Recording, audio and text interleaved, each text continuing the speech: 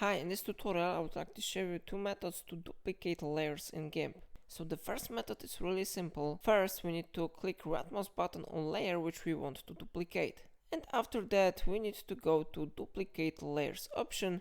You can click on it or use shortcut Shift Ctrl D. This option creates duplicates of selected layers and add them to the image. So I click on it and after that new layer has been successfully created here. The name of the layer is layer copy. So how you see it really works. The second method is based on layer tab, so we need to select which we want to duplicate. For example, I click on this one layer and after that I go to layer tab and here we can click on duplicate layers option. After that, new layer will be created here.